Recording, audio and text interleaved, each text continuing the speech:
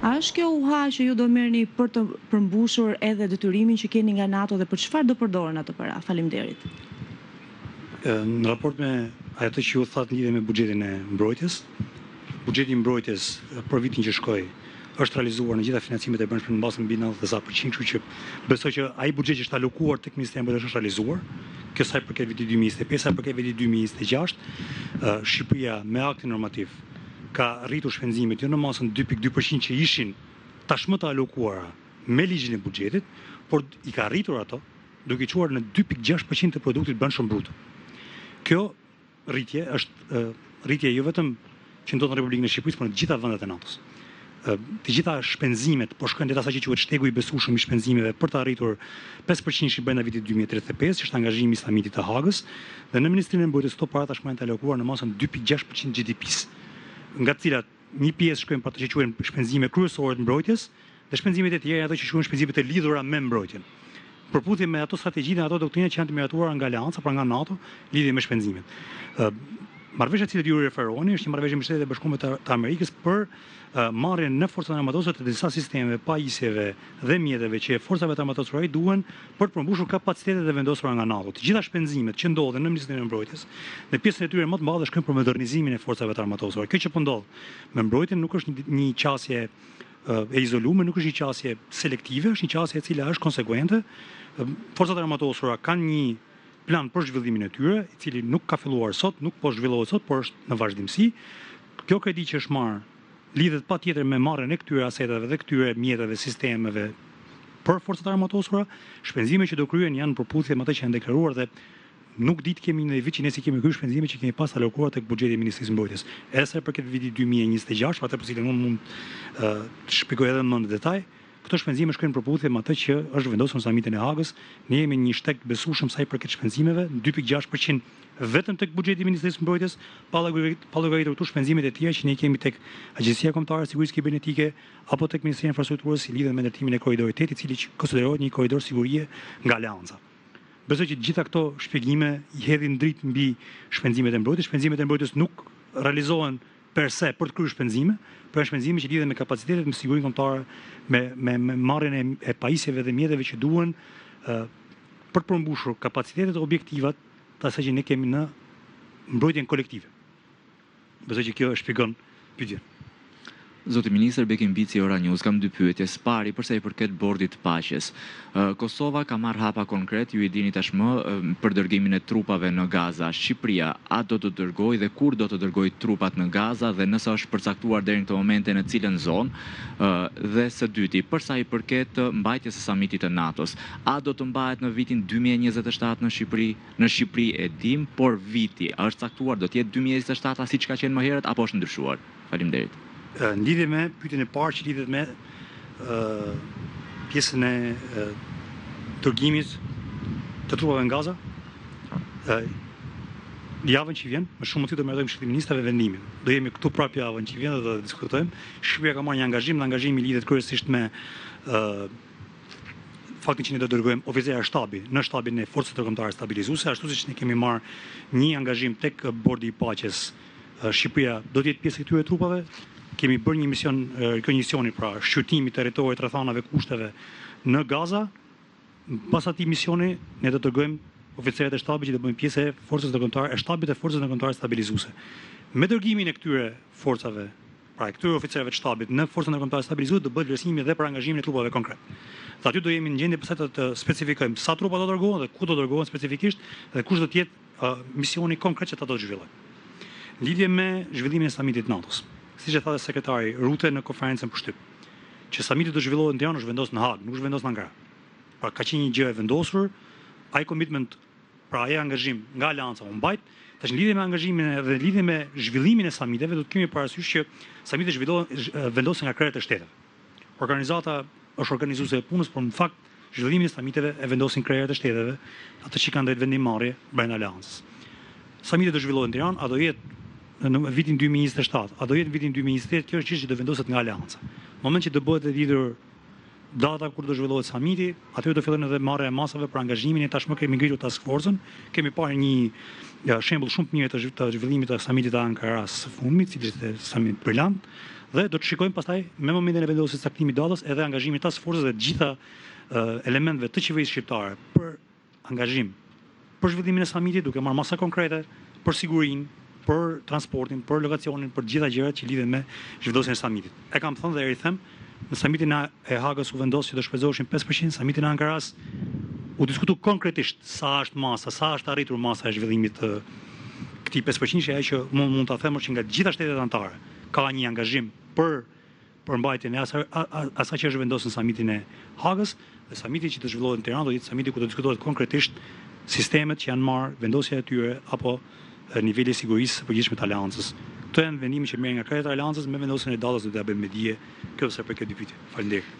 Zoti Ministër Denada Shkodrani, Radio Televizioni Shqiptar, Shqipëria ndonse është një nga vendet e antarësuar më vonë në NATO, ka angazhimin më të fuqishëm me trupa në misionet paqëruese në botë. Gjatë muajve të vitit kaluar ka patur një fushat të ndërmarrë nga Ministria juaj sa i takon rekrutimeve. Pse duhet njëri të rekrutohet pranë forcave tona të armatosura?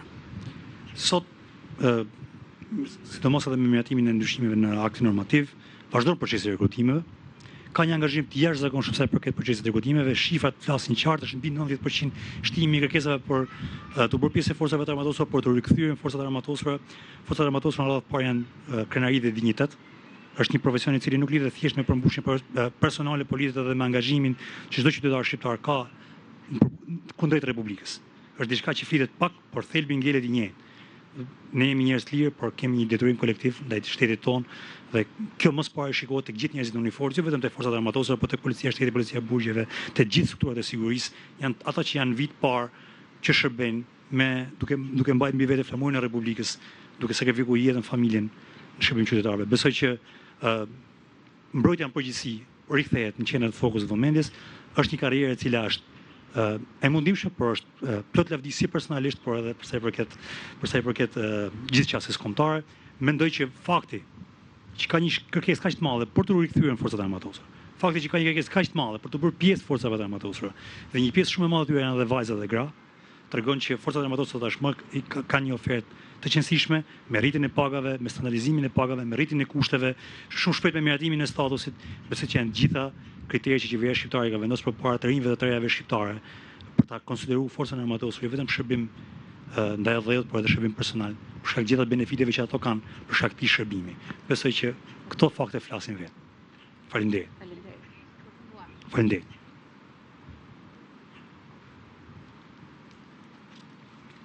Përshëndetje gjithëve.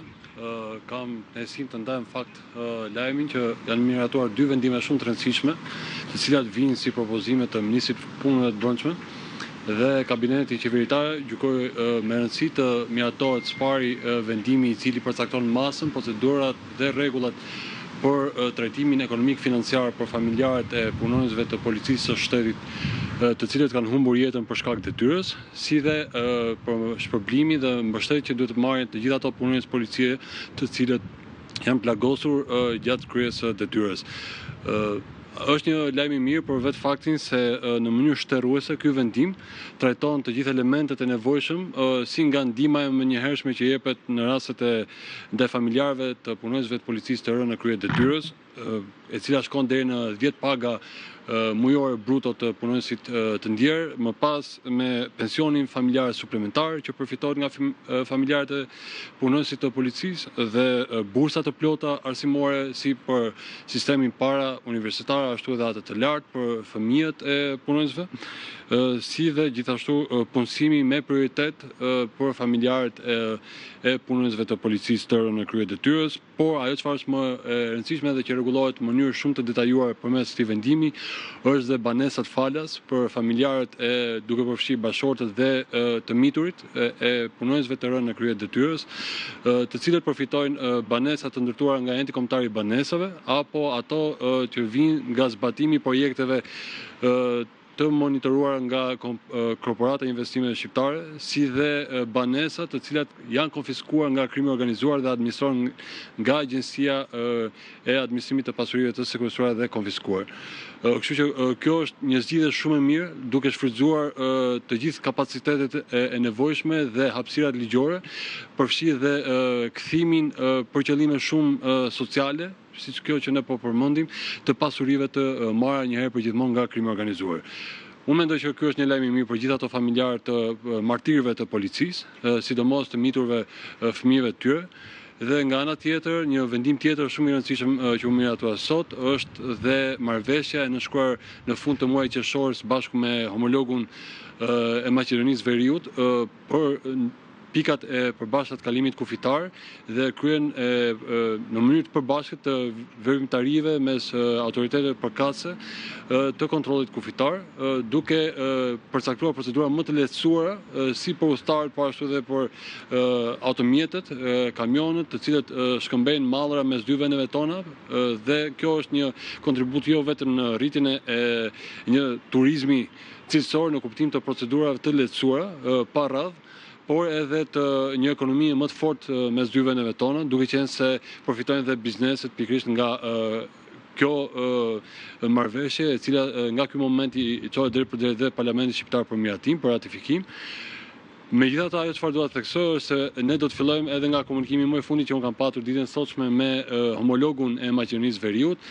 Ne do të shfrytëzojmë periudhën deri në miratimin, në ratifikimin në Parlamentet përkatëse, pasi kjo marrëveshje nuk është ratifikuar ende as nga vendi fqinj, po ndjekin procedurat e brendshme, ne do të shfrytëzojmë periudhën e testimit pikërisht për të lehtësuar në praktik kalimet e lehtësuara të qytetarëve dhe të mallrave përmes këtyre pikave kufitare, të cilat janë pjesë e marrëveshjes. Zoti Ministër, ju folët për mbështetje të familjeve të rënëve në detyra, atyre që janë plagosur, por nga ana tjetër një problematikë që po ashtu shqetësuese mbetet për sa i përket pagesës së orëve shtesë të policisë. E kam bërë një herë këtë pyetje për një prej kolegëve tuaj në qeveri, por nuk pata një përgjigje konkrete. Kur do të marr fund, le të themi, pagesa e plotë e orëve shtesë të punonjësve të policisë, pasi më rezulton që ka shumë probleme ende me pagesën e këtyre në orëve, pra që i kanë në detyrë, por shtesë. Nuk janë marrë ende pagesat.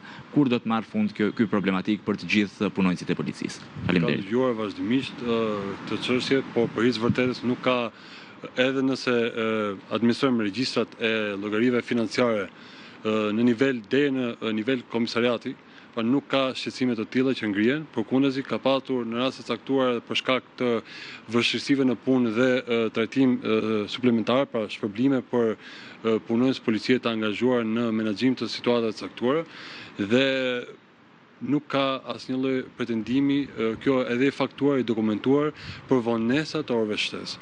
Sigurisht në mënyrë kumulative ato mblidhen dhe administrohen dhe i ofrohen çdo punonjës i cili sipas gjithë proceseve verbale përkatës është dokumentuar që ka marrë pjesë në turn e shtesë, në angazhime për qëllime të ndryshme, kështu që nuk më rezulton në momentin që flasim të ketë diçka të tillë të qëndrueshme. Zoti Ministër, Fiorella Beleqia 209. Ditën e nesme është paralajmëruar një protestë përpara parlamentit dhe duke referuar praktikave apo edhe çfarë ka ndodhur në protestat e tjera, ka patur akuza jo vetëm nga protestuesët apo nga opozita, por edhe nga organizata ndërkombëtare këtu në vend apo organizata të tjera, të cilat sipas tyre policia, sjellja e policisë ka qenë jo proporcionale për sa i përket reagimit të qytetarëve. A ka një reflektim nga ana e policisë për sa i përket reagimit ndaj protestës së qytetarëve, pasi ditën e nesme është thirrur një protestë e madhe ku të gjithë do të jenë përpara se ju të hyni në seancë plenare. Faleminderit. Atëherë, nëse do të thonim dhunë nga forcat e sigurisë dhe jo proporcionale, jemi në vend ku pak metra më tutje në këtë shtet proporcionaliteti shkonte deri në fatalitet, ku njerëz pafajshëm janë vrarë për shkak se protestonin, dhe ende sot nuk është bërë drejtësime për ata njerëz dhe familjarët e tyre. Kështu që ne duhet jemi shumë të arsyeshëm në atë çfarë pretendojmë. Faktet janë të administruara dhe nga ju si media, ku jo vetëm punonjësit e policisë janë dëmtuar për shkak se kanë qenë duke bërë detyrën për garantimin e sigurisë. Kjo shumë e nevojshme edhe për vetë protestuesit në ushtrimin e drejtës tyre paqësore, por sigurisht duhet ndajmë mes atyre që ushtrojnë një drejtë kushtetuese për të reaguar në mënyrë paqësore dhe dikujt tjetër të pakt, të cilët janë dokumentuar, janë procesuar dhe ndjekur penalisht nga Policia e Shtetit dhe Prokuria. Kemi patur dhe masa të konfirmuara edhe nga gjykata, bazuar në gjithë evidencat, përfshi dhe ato materiale audio, video të ofruar edhe nga mediat, ku për fat keq ka patur jo vetëm punonjës policie të goditur, por ka patur edhe punonjës të medias, gazetar, kolegë tuaj, operator, të cilët janë intimiduar, janë sulmuar, konfrontuar nga protestues të dhunshëm. Dhe kjo është fakt. Kjo është fakt publik, e kanë parë të gjithë. Prandaj unë mendoj që nëse ka diçka që të gjithë duhet bien dakord, është që sjellja e policisë së shtetit për gjatë gjithë këtyre ditëve që ka qenë protestat, me gjithë provokimet, me gjithë gurët e hedhur, me gjithë akuzat, me gjithë baltën, e bërë në çdo qosht, në çdo media, në çdo rrjet social, kudo që ka qenë hapësira e mundshme, sjellja në fakt ka qenë shembullore. Kurrë më parë nuk kemi parë një sjellje kaq të matur, duke ushtruar durim, vetëpërmbajtje, edhe ndonse u është dashur të përballen me dhunë fizike nga protestues caktuar. Do të vijojnë kështu. Policia e Shtetit është aty për të zbatuar ligjin dhe për të garantuar sigurinë, përfshi edhe për protestuesit të cilët në drejtën e tyre duan të dalin të protestojnë paqësisht. Por patjetër nga ana tjetër, ato kanë edhe gjithashtu detyrimin të procedojnë çdo kënd që shkel ligjin për agjenda të caktuara. Zoti ministër, cila është nevoja që pasi të jetë prangosur një prej protestuesve, qoftë ky i dhunshëm, pasi është prangosur, cila është nevoja që të goditet me shkelma apo me grushta dhe me shkopin gomen nga ana e punonjësve të policisë, pra çka sa ju i konsideroni sjellje shembullore? Sjellja shembullore e policisë së shtetit është e marrë në tërësi. Sjellja shembullore e policisë së shtetit është e marrë në tërësi për gjithë kohën që janë zhvilluar protestat dhe nuk ka pas eskalim, përshkallëzim të sjelljes apo dhunë policore në kushtet ku realisht do të ishin revoltuese jo vetëm për pjesëmarrësin në protestë, por për çdo kënd tjetër. Kështu që kjo është fakt. Kjo është e pakundërshtueshme. Pastaj nëse merremi me situata të caktuar, ku demonstrohet vetëm një fragment i një episodi caktuar, duke shkëputur nga konteksti, ku luhet shumë mirë dhe me imazhet e montuar në rrjetet sociale, dhe më pas del provohet që në fakt ajo çfarë u shit si një kauzë e dhimbshme ishte qartësi një person i cili shkelte në mënyrë flagrante ligjin, dëmtonte punonjësin e policisë së shtetit, dëmtonte pasurinë e përbashkët. Makinat, mjetet e policisë së shtetit janë mjete të paguar nga taksapaguesit shqiptar. Të intimidosh deputetët e Parlamentit shqiptar, të sulmosh ata, pse po shkojnë të bëjnë detyrën e tyre, kjo nuk ka të bëjë me demokracinë. Dhe çdo punonjës sigurie ka detyrimin ligjor, pikërisht garantohet çdo kënd tjetër, ashtu siç edhe vetë protestuesit të ushtrojnë drejtën e tyre kushtetuese.